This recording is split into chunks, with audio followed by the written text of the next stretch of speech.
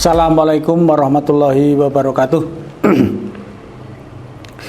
Innal hamdalillah nahmaduhu wa nasta'inu wa nastaghfiruh min shururi anfusina wa min sayyiati a'malina may yahdihillahu fala mudilla lahu wa may yudlilhu fala hadiyalah. Asyhadu an la ilaha illallah wahdahu la syarikalah wa asyhadu anna Muhammadan abduhu wa rasuluh.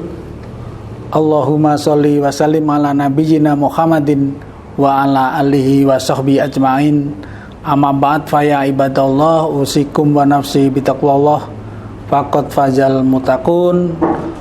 Qala Allah ta'ala fil Qur'anil Karim wal taqum minkum ummatun yad'una ilal khair wal ya'muruna bil ma'ruf wa yanhauna 'anil munkar wa ulaika humul muflihun.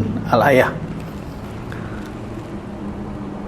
Pemirsa kajianmu yang dirahmati Allah Subhanahu wa taala, pertama dan utama marilah kita panjatkan puji syukur kehadirat Allah Subhanahu wa taala yang telah melimpahkan seluruh nikmat karunia kepada kita sehingga pada kesempatan ini kita bisa bertemu di kajian virtual bulan suci Ramadan 1444 Hijriah. Jamaah rahimakumullah, pada kesempatan kajian ini kami diminta untuk menyampaikan beberapa hal yang terkait dengan implementasi tata kelola dan kepemimpinan dalam Muhammadiyah. Merujuk pada ayat di atas, Al-Imran 104, sangatlah tepat jika Muhammadiyah menjadi satu organisasi atau menjadi satu jamiah, karena sesuai dengan apa yang disampaikan dalam firman tersebut, kita diminta untuk menjadi golongan atau segolongan orang yang menyeru pada kebaikan dan mencegah kepada yang mungkar agar kita mendapatkan keberuntungan. Oleh sebab itu, dalam kajian ini akan saya sampaikan beberapa hal yang terkait dengan tata kelola dalam tubuh organisasi Muhammadiyah dan kepemimpinannya. Yang pertama, ada 3 pilar besar dalam Muhammadiyah. Yang pertama adalah persyarikatan sebagai wadah.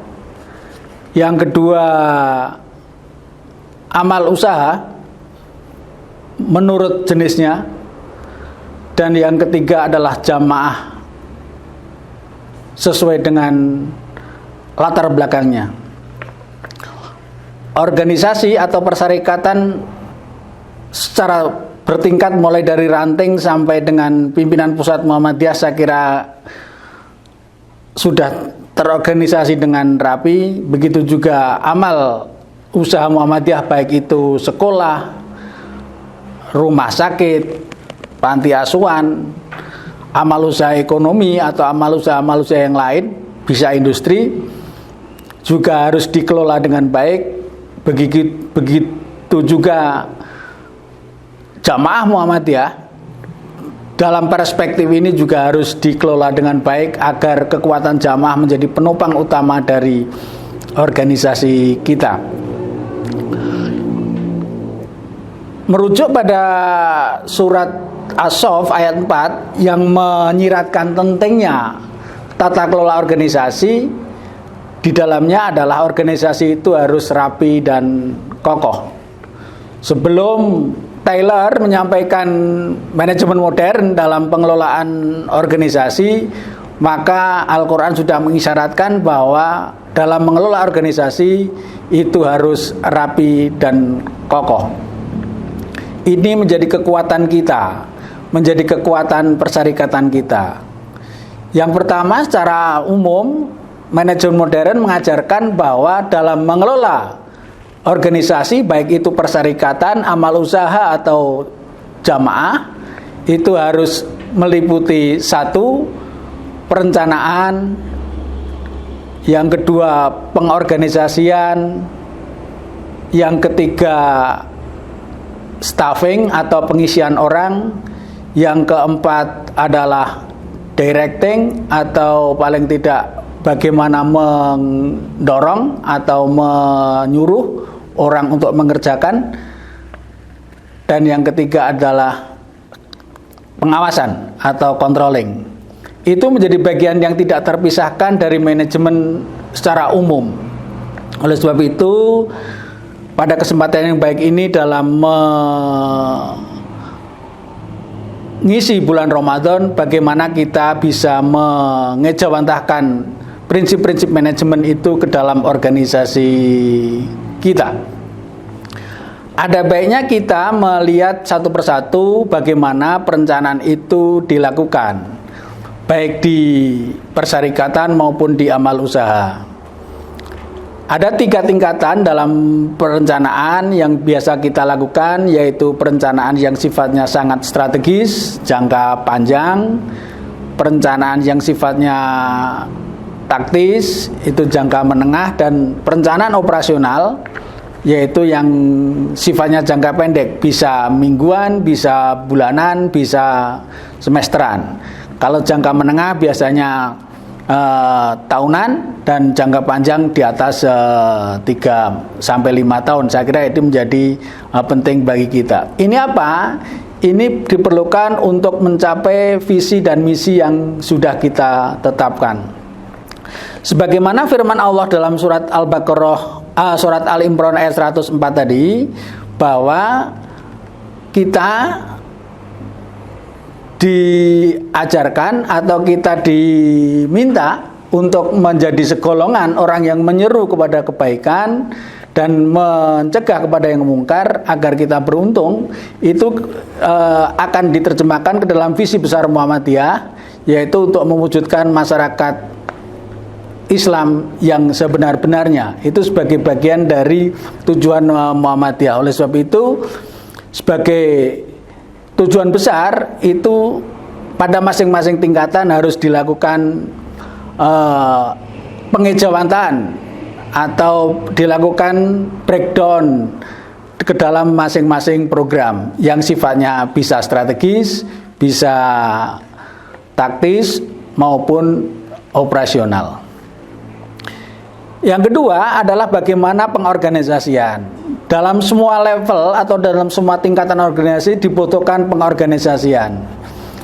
Tergantung kebutuhannya, saya kira ini menjadi sangat penting bagi kita agar roda organisasi tersebut bisa berjalan dengan baik, maka dibutuhkan pengisian orang. Saya kira kapasitas dan kemampuan orang bisa kita lihat satu persatu bagaimana mengisi dalam satu organisasi, baik di level amal usaha, di level organisasi yang lain. Saya kira itu perlu kita tanamkan.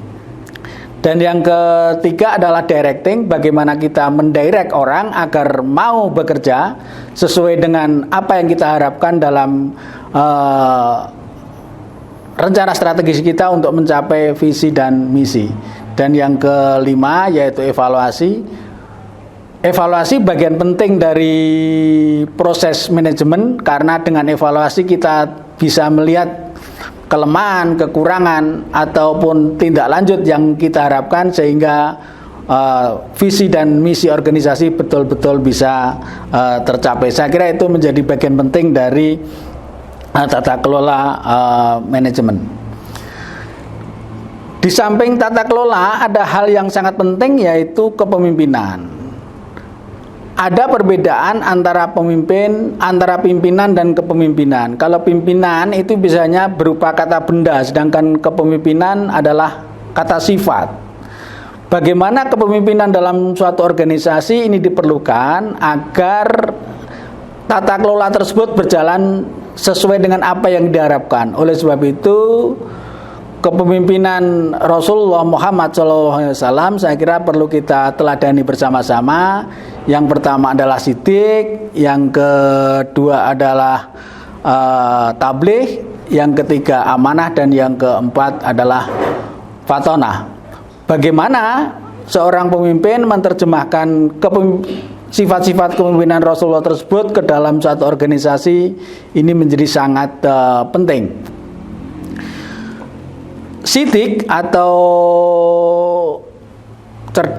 citik atau benar, saya kira itu menjadi kata kunci. Bagaimana kita melakukan kepemimpinan secara benar, baik aturan normatif maupun aturan-aturan norma yang lain, saya kira itu menjadi bagian penting dari misi kita untuk menjadi pemimpin di semua level tingkatan, baik di persyarikatan maupun di amal usaha. Dan yang kedua, tabligh atau menyampaikan, dan yang ketiga adalah amanah atau dipercaya, dan yang keempat adalah fatonah atau cerdas.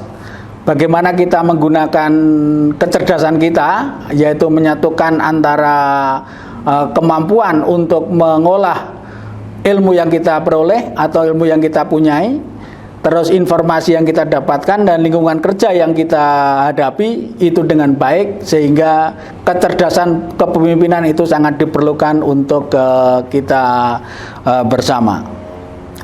Tugas pemimpin yang tidak kalah penting agar organisasi kita bisa berjalan dengan baik, yang pertama adalah mengendorse atau menggerakkan. Bagaimana kita menggerakkan anggota organisasi kita? Bisa organisasi itu bisa bawahan atau level di bawah kita. Bagaimana kita bisa menggerakkannya? Menggerakkan itu sesuai dengan tanggung jawabnya masing-masing. Terus yang kedua adalah memotivasi. Bagaimana kita bisa memotivasi anggota kita? Terus yang ketiga, bagaimana agar anggota kita atau paling tidak jamaah kita bisa menjadi follower atau menjadi pengikut kita. Itulah tugas pemimpin. Dan yang keempat adalah memberdayakan. Bagaimana pemimpin itu bisa memberdayakan anggota, sehingga kalau dalam bahasa manajemen memberdayakan itu mendelegasikan wewenang yang sudah kita peroleh atau wewenang yang kita miliki, sehingga kita bisa delegasikan ke orang lain, sehingga pekerjaan menjadi dibagi habis ke dalam anggota kita. Dan yang kelima adalah menjadi problem solving atau sebagai pemecah masalah, bukan sebagai troublemaker atau menjadi bagian dari masalah atau troublemaker. Oleh sebab itu, sebagai pemimpin mestinya kita bisa menjadi problem solving. Yang tidak kalah penting adalah pemimpin juga harus luwes dan luas. Luwes dalam arti bisa bergaul dengan siapa saja, dengan komunitas apa saja, tapi tidak larut ke dalam satu arus yang dapat menghanyutkan kita. Oleh sebab itu, falsafah ikan di laut itu menjadi penting bagi kita. Bagaimana laut yang asin, tapi ikan di dalamnya tidak asin, itu menjadi penting bagi kita untuk kita tanamkan pada diri kita, agar keluasan kita dalam satu komunitas itu kita tidak menjadi larut dalam komunitas itu. Contoh misalnya, kalau kita berada pada satu komunitas yang paham keagamaannya tidak sama dengan kita harus bisa membentengi diri dengan paham keagamaan kita. Kita tidak larut ke dalam paham keagamaan yang bukan dari kita. Oleh sebab itu menjadi bagian penting dari kepemimpinan yang luas tadi. Mengapa ikan di laut tidak asin? Karena ikan itu punya ruh, punya nyawa. Lah, nyawa itu yang perlu kita tumbuh kembangkan. Artinya apa? Artinya dalam persyarikatan kita perlu penguatan dalam hal ruh-ruh yang terkait dengan paham keagamaan kita. Bisa dengan Baitul Arqam, bisa dengan Darul Arqam dan seterusnya. Itu menjadi penguat bagi kita, sehingga kita tidak larut pada suatu lingkungan yang bukan milik kita. Itu yang menjadi sangat penting. Yang kedua, kepemimpinan juga harus luas dalam arti luas pandangannya, luas pengetahuannya, sehingga kalau ada masalah yang terjadi, kita bisa memecahkannya dengan sangat arif, sangat bijaksana, sehingga apa yang kita putuskan itu menjadi bisa menaungi atau bisa menjadi acuan kita bersama. Begitu juga yang terkait dengan luwes tadi, kita bisa ajur-ajar dalam satu lingkungan yang di mana kita berada, itu menjadi sangat penting bagi kita. Itu dua hal yang perlu saya sampaikan pada kajian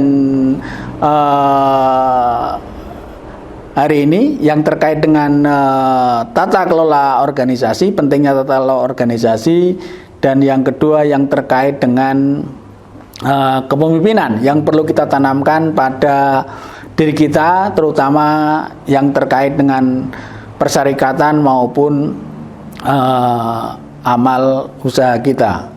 Saya kira itu. Terima kasih. Nasru minallah wa tun qarib. Babasiril mu'minin. Assalamualaikum warahmatullahi wabarakatuh.